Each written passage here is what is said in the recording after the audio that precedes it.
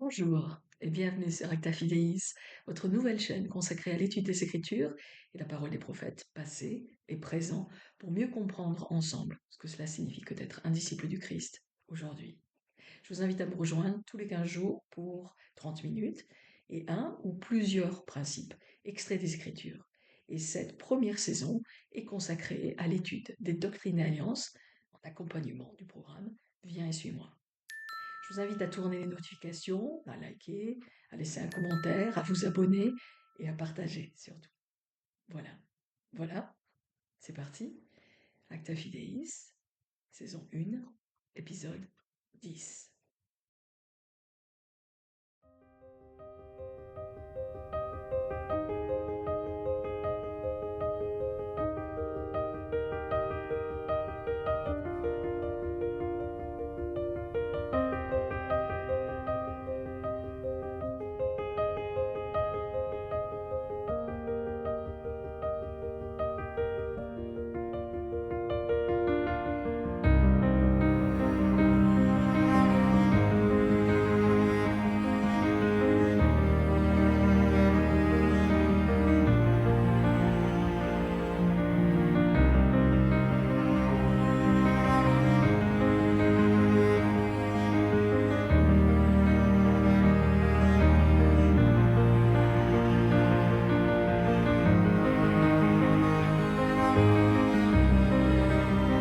Cet épisode 10 va se consacrer aux sections 66 à 70. Les principes que je voulais discuter avec vous aujourd'hui vont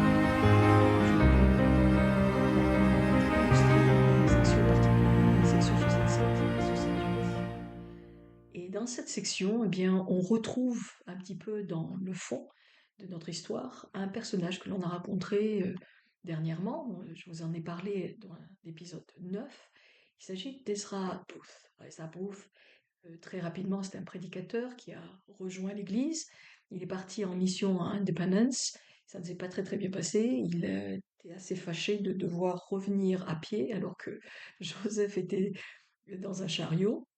Et peu de temps après, il a quitté l'Église, il a même carrément quitté le mouvement chrétien tout entier. Et il a commencé à écrire des lettres qui ont été publiées, des lettres contre l'Église. Et en novembre 1831, notre histoire commence, Ezra vient de publier une lettre accusant Joseph de fabriquer, d'inventer de fausses prophéties et de les cacher au public.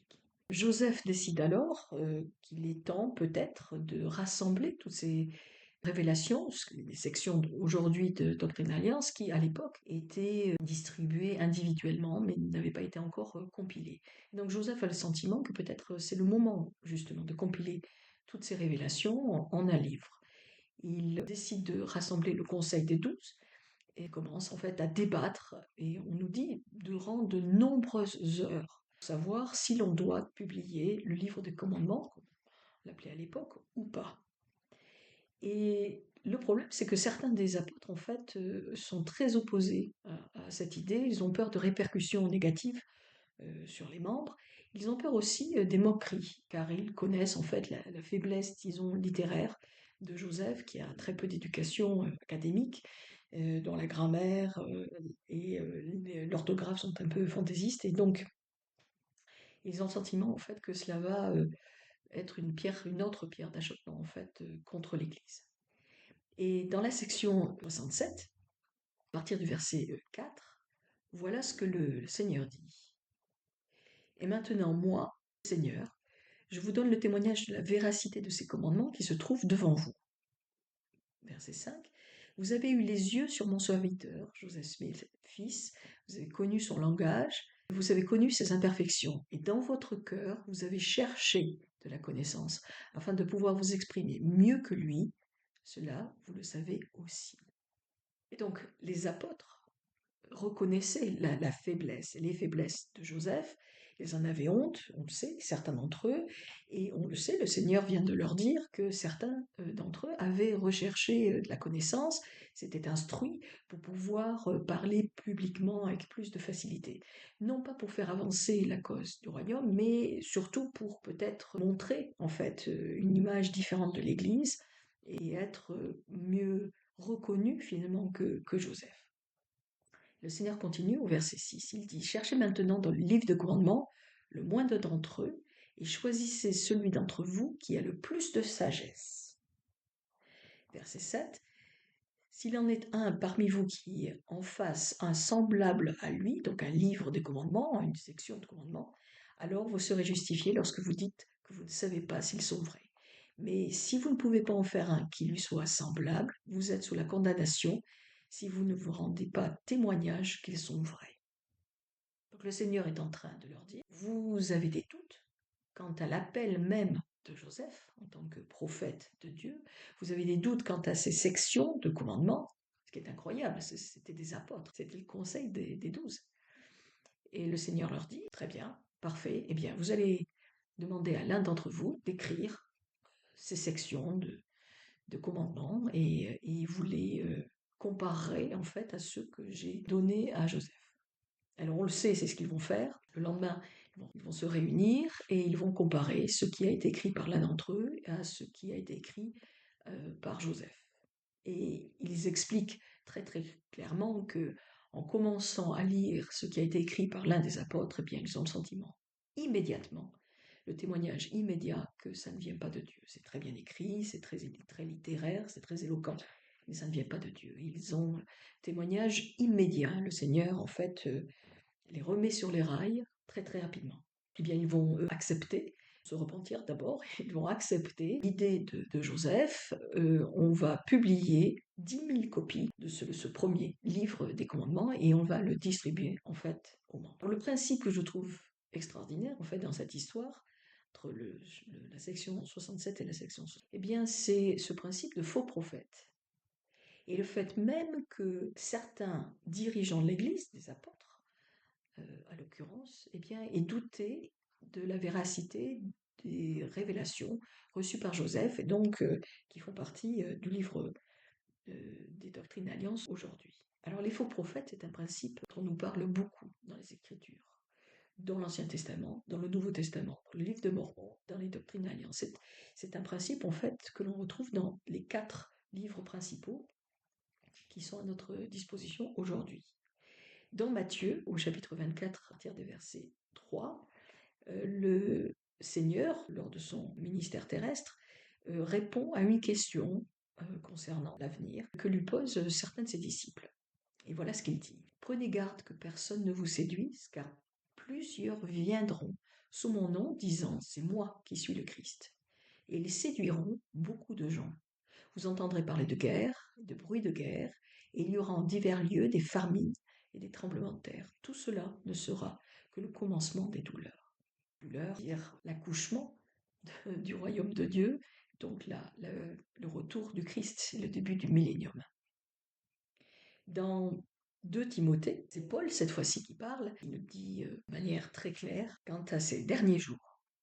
Car il viendra un temps où les hommes ne supporteront pas la saine doctrine, mais ayant la démangeaison d'entendre des choses agréables, ils se donneront une foule de docteurs selon leurs propres désirs et détourneront l'oreille de la vérité. Dans 2 Timothée, dans le chapitre 4, versets 3 et 4.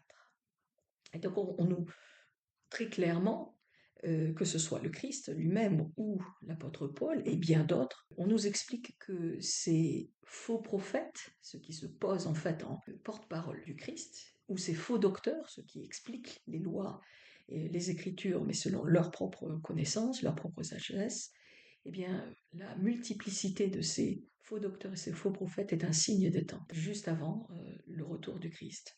Dans 2 Néphi, chapitre 26, à partir du verset 29, on nous explique que ces faux docteurs, ces faux prophètes se posent en lumière du monde, c'est-à-dire qu'ils apportent en fait un certain attrait, une certaine connaissance, soit réelle ou pas d'ailleurs, hein, mais une partie de connaissance. Et ils se posent en lumière du monde, c'est-à-dire qu'ils vont éclairer nos vies, qu'ils vont nous donner en fait une compréhension de ce par quoi l'on passe. Et on nous explique qu'ils s'élèvent afin d'obtenir du gain. Alors du gain, mais aussi de la popularité ou de l'attention, avec les termes du XXIe siècle. Et c'est donc le but principal de ces faux prophètes et de ces faux docteurs, c'est d'avoir du gain.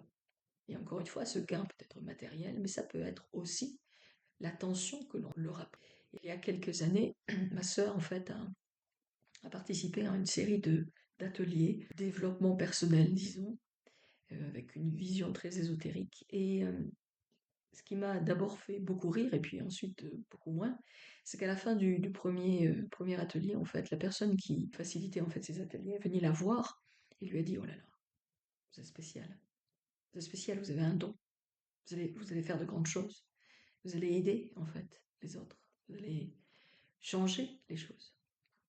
Je vous invite à venir et à participer à mon prochain atelier.» Et ma sœur a payé, parce que il y a toujours un prix à tout cela. Et depuis, elle continue de payer. Et je me suis dit, c'est extraordinaire parce qu'en fait, ces faux prophètes, ces faux docteurs, ils peuvent se poser en chrétiens ou en non-chrétiens, mais ils viennent en fait attirer à eux ceux qui ont le désir de faire du bien, de se perfectionner, de progresser, d'être des instruments de changement positif. Ils en appellent en fait au meilleur de ce qu'il peut y avoir dans notre cœur. Et leur seul but, c'est d'obtenir du gain, de la popularité, de l'attention. C'est une histoire d'ego. Et donc, en tant que membre de l'Église, il me semble que c'est très important que l'on comprenne ce principe de faux prophètes et de faux docteurs de la loi. Parce qu'en tant que membre de l'Église, eh bien, nous avons le désir profond de nous perfectionner, d'être des instruments de changement, d'être vraiment des lumières pour le monde. Et l'on peut peut-être être tenté d'écouter en fait ces faux prophètes et ces faux docteurs. Joseph Smith, dans son livre Doctrine de l'Évangile, parle des orgueilleux et des vantards, ceux qui lisent à la lampe de leur vanité, qui interprètent en fonction des règles qu'ils ont élaborées eux-mêmes, qui sont devenus une loi pour eux-mêmes et se posent ainsi en seuls juges de leurs actes. C'est vraiment une expression incroyable. Ils sont les seuls juges de leurs actions, de leurs actes. C'est-à-dire que le problème, c'est qu'ils ne reconnaissent pas d'autorité supérieure, qu'ils ne reconnaissent pas de vérité absolue, qu'ils déterminent les règles et qu'ils jugent en même temps s'ils suivent les règles ou pas. Il y a un grand orgueil en fait là-dedans. Et il y a beaucoup de faux prophètes et de faux docteurs de la loi, chrétiens ou pas encore une fois, mais qui prêchent beaucoup le travail sur soi, en expliquant finalement que il détermine les règles et que chacun de nous est le juge de ça. C'est une philosophie très naturaliste.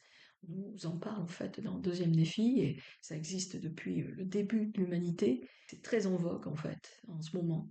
Chacun est le juge de sa vie, chacun détermine ce qui est vrai ou pas, chacun détermine en fait ce qui est bon pour lui selon les désirs de son cœur. Il n'y a pas de vérité absolue, il n'y a pas d'autorité supérieure. Eh bien, Joseph Smith, il y a presque 100 ans, ou Paul, ou bien le Christ lui-même d'ailleurs, il y a 2000 ans, nous ont mis en garde contre ces faux prophètes, et ils parlaient aux membres de l'Église. Alors comment peut-on finalement les éviter?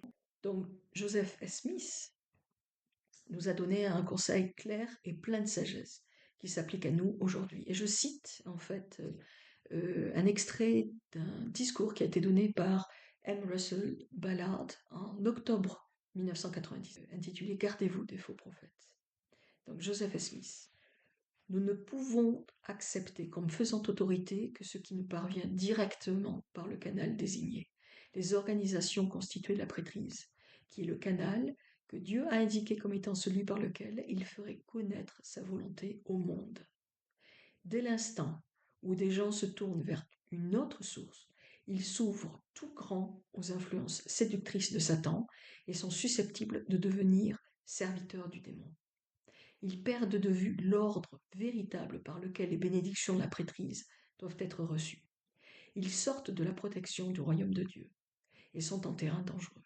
Chaque fois que vous voyez se lever un homme qui affirme avoir reçu une révélation directe du Seigneur pour l'Église, en dehors de l'ordre et du canal de la prêtrise, vous pouvez le considérer comme un imposteur, nous explique Président F. Smith. Alors pourquoi Pourquoi accuser Joseph de mensonge est-il si grave?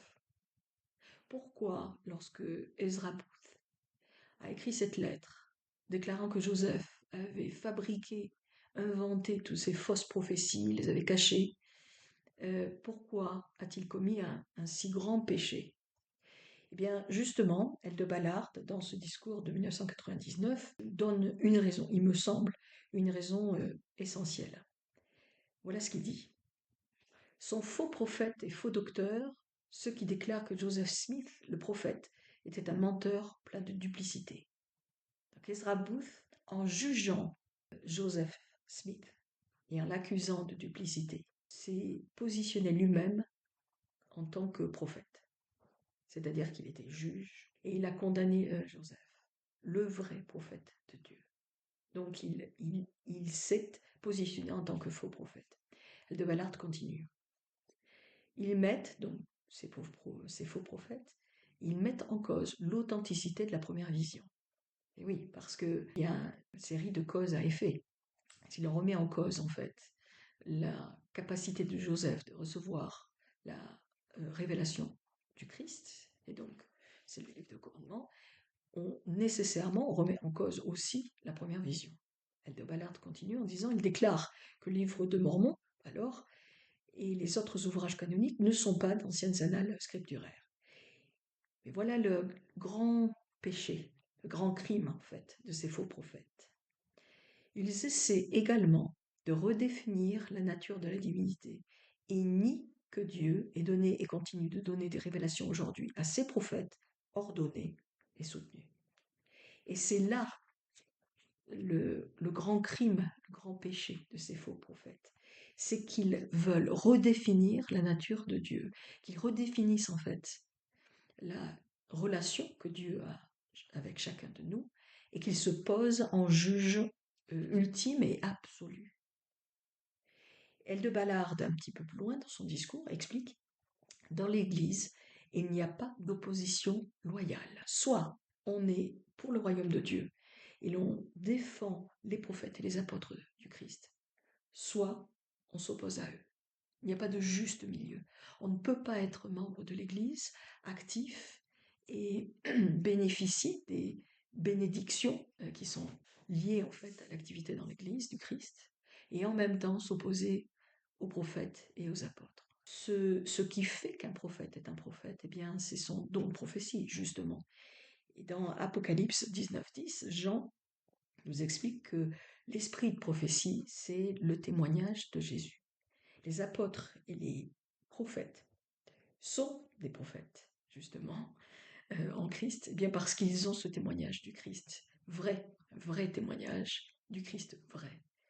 Et cette vérité, en fait, fait d'eux des prophètes. Ils ont été appelés pour cette mission particulière, ils représentent le Christ et ils sont les porte-paroles de Dieu. Et donc, en tant que membre de l'Église, il me semble vraiment très opportun que l'on se pose ces questions assez régulièrement.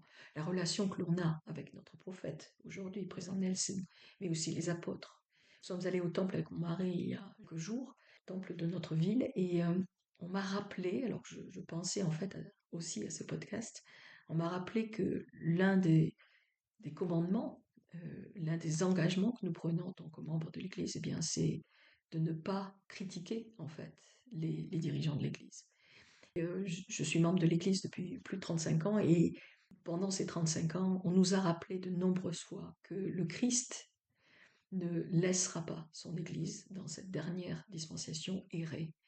Il ne nous laissera pas tomber dans l'apostasie. Il restera à la barre et les dirigeants de l'Église ne nous mèneront pas à l'apostasie. La grande leçon, encore une fois, que on peut apprendre de l'histoire d'Ezra Booth, une autre encore, eh bien, c'est que s'opposer aux prophètes et aux apôtres, c'est être un faux prophète, d'abord. Très clairement expliqué par président F. Smith. Mais pas seulement. Le fait que l'on s'oppose aux prophètes, c'est notre désir de remettre en cause la nature même de Dieu et notre relation à lui ou sa relation à nous. C'est un péché très grave qui nous sépare vraiment de l'Esprit du Seigneur. Et dans ces derniers temps, il y aura de nombreux faux prophètes, de nombreux faux docteurs. En restant, en écoutant l'Esprit très profondément, de manière très subtile, nous devons apprendre à discerner ce qui vient du Christ et ce qui vient de l'adversaire. Pour ce deuxième principe, je vous invite à vous tourner vers la section 66 et à rencontrer un nouveau personnage. Son nom est William McLellin. William était instituteur. Il a malheureusement perdu son épouse et leur bébé après seulement 2 ans de mariage. Et William était inconsolable jusqu'à ce qu'il rencontre David Whitmer. Et il lit le livre de Mormon, il reçoit un témoignage de sa véracité, décide de se joindre à l'église, d'être baptisé. Il part à Independence et ensuite à Kirtland où il rencontre le prophète Joseph. Et en octobre 1831, juste avant une grande conférence de l'Église, il demande à Joseph de lui donner une bénédiction. Et cette bénédiction, eh bien, c'est la section 66 des Doctrines et Alliances. Lors de la révélation, le Seigneur répond à 5 questions que William avait dans le cœur et qu'il n'avait pas partagées avec Joseph, ce qui bien sûr a été décisif dans sa conversion à l'Évangile. Il y a un verset dans cette section 66 que je trouve très très intéressant, très court, c'est le verset 10. Le Seigneur donne une série de conseils à William, et au verset 10, il lui dit « Ne cherche pas à t'encombrer ».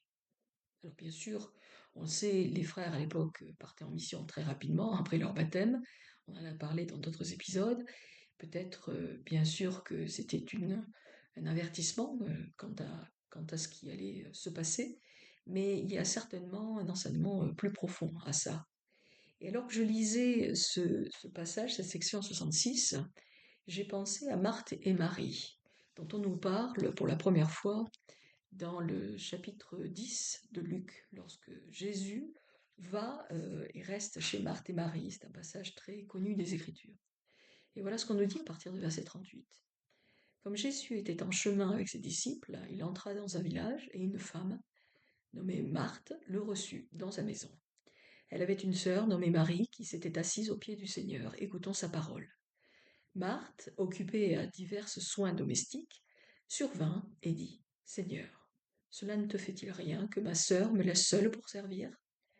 Dis-lui donc de m'aider. » Le Seigneur lui répondit « Marthe, Marthe, tu t'inquiètes, tu t'agites pour beaucoup de choses.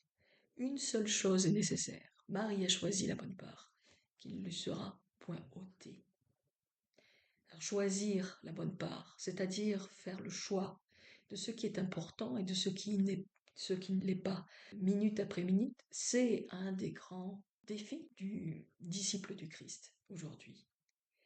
Et je trouve cette écriture, enfin ce passage vraiment frappant lorsque le Christ dit « tu t'agites pour beaucoup de choses, tu t'agites, tu cours, tu fais beaucoup de choses, mais une seule est importante maintenant, c'est de s'asseoir et de m'écouter. » Parce qu'à ce moment-là, c'était ce qui était nécessaire et important. De Uchtdorf, dans son discours de conférence générale en octobre 2010, intitulé Concernant les choses qui ont de l'importance, nous explique « Soyons honnêtes, c'est plutôt facile d'être occupé. Nous pouvons tous imaginer une liste de tâches qui vont submerger notre emploi du temps. Certains peuvent même penser que leur valeur personnelle dépend de la longueur de leur liste de choses à faire. » Donc, le président Uchtdorf reconnaît le fait que, eh bien, faire la différence entre ce qui a de l'importance et ce qui ne l'est pas, au cas par cas, est difficile. Et qu'il y a une tentation en tant que membre de l'Église, c'est de croire que d'être occupé, de courir, d'être agité comme Marthe l'était, s'agiter, s'inquiéter pour beaucoup de choses, eh bien, est un signe de notre conversion, un signe de notre foi. Et le président Uchtdorf explique, ouais, c'est facile de croire cela, mais notre valeur personnelle, notre foi, la qualité de notre relation avec le Christ ne dépend pas de la liste d'actions, de choses que l'on accomplit tous les jours.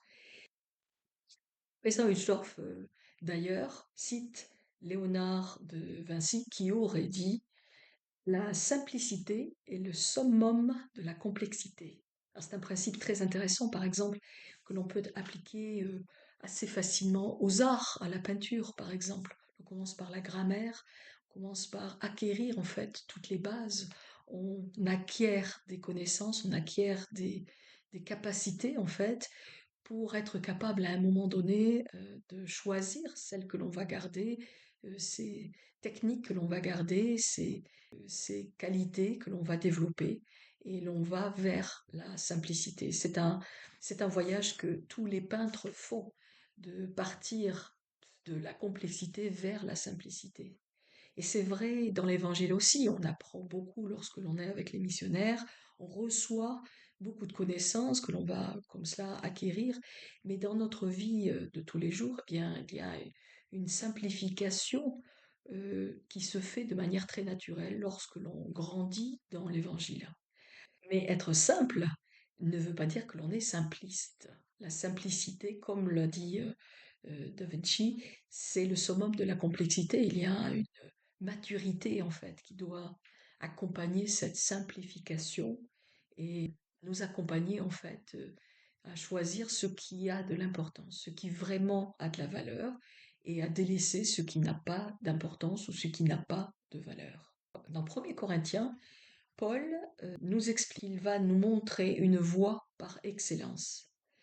Et dans le chapitre 12, à partir du verset 31, Paul explique ce que sont les dons de l'esprit, mais il explique aussi ce qu'est la charité. C'est ça, la voie par excellence. C'est la voie du Christ, finalement. Et cet encouragement de Paul à nous tourner vers ce qui a de l'importance et ce qui a de la valeur et à simplifier notre vie, à être dans le calme et à rejeter l'agitation, eh bien, on trouve un écho dans les psaumes, verset 11 du chapitre 46, lorsque le psalmiste nous dit arrêtez et sachez que je suis. Sachez que je suis. Sachez que je suis le Christ, que Jésus est le Sauveur du monde. Et sachez aussi qui je suis, c'est-à-dire ma nature, la nature du Christ, ses vertus, ses qualités, et connaître aussi ses actions. Et donc choisir la simplicité, c'est revenir vraiment à ce que le Christ est et à délaisser ce que le Christ n'est pas. Dans Mosia, au chapitre 4, à partir du verset 27, ça fait partie de ce discours du roi Benjamin que l'on connaît tous très très bien.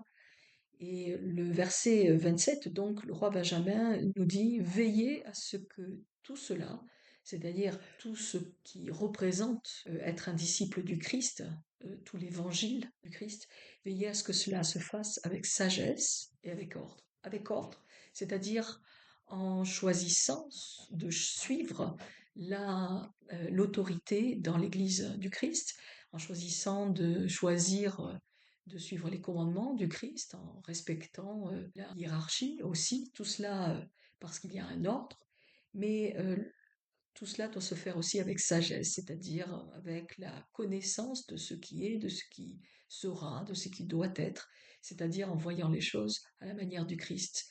Tout faire avec sagesse et avec ordre. Voilà les conseils ou les encouragements que l'on reçoit dans les Écritures. Lorsque on se demande ce que l'on doit faire au quotidien. Et cette idée que on doit cesser de s'agiter, je trouve est une idée qui me touche profondément parce que, encore une fois, il m'arrive souvent, comme beaucoup de personnes, de croire que parce que j'accomplis beaucoup, eh bien, je suis plus proche du Seigneur. Et ça n'est pas la réalité. Le Seigneur lui-même était certainement quelqu'un de très calme et de très posé, et qui parlait et qui agissait seulement en suivant l'esprit et en faisant ce qui était nécessaire et ce qui était bon, et en délaissant tout le reste. Il y avait certainement chez lui une qualité de calme, une qualité de tranquillité. Lorsqu'on lit le Nouveau Testament, lorsqu'on lit le livre de Mormon et qu'on rencontre le Christ presque face à face, je pense qu'on peut ressentir en fait ce calme et cette tranquillité qui est bien sûr un fruit de l'esprit, et comme il était rempli de l'esprit, nécessairement c'est ce qui émanait de lui. Alors pour terminer en fait cet épisode 10, pour fêter ces 10 premiers épisodes, j'espère qu'il y en aura beaucoup plus, et merci d'être là d'ailleurs, cet épisode 10.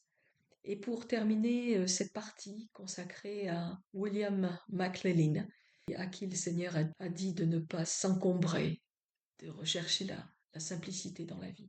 J'avais envie de vous inviter à écouter Sissel, qui est une chanteuse, une formation lyrique, une chanteuse norvégienne, qui a en 2019, lors d'un spectacle de l'église consacré aux pionniers, a donné son interprétation, qui s'appelle Slow Down, ralentissez, ralentir.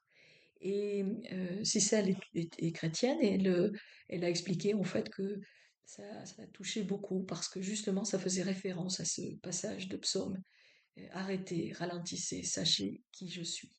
Voilà, je vous invite à écouter cette très très belle chanson de Cicely, Slow Down. Je vous invite aussi à contempler ce principe de tranquillité dans le cœur, de ne pas nous encombrer l'esprit, la vie, avec ce qui n'a pas de valeur finalement, ce qui passe, et de nous concentrer sur ce qui vraiment a de l'importance. Pour les 2 prochaines semaines, je vous souhaite une bonne journée, je vous retrouve dans 15 jours. In the midst of my confusion, in the time of desperate need, when I'm thinking not too clearly, a gentle voice does intercede.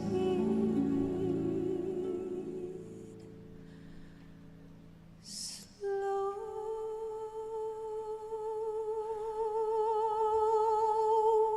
down, slow down, be still.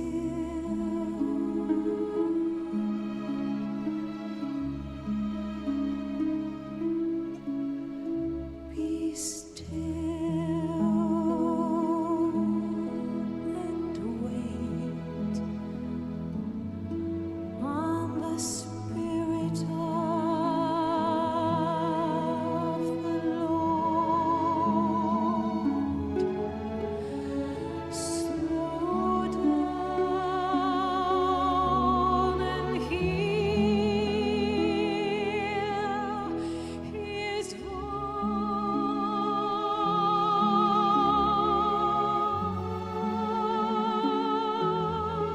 and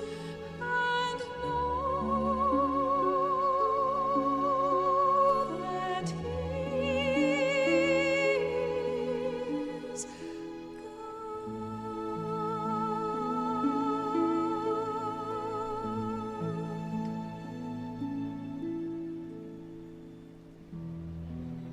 In the time of tribulation,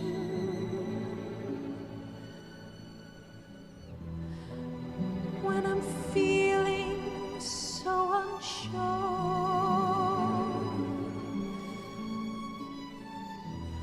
when things are pressing in about me, comes a gentle voice, so still.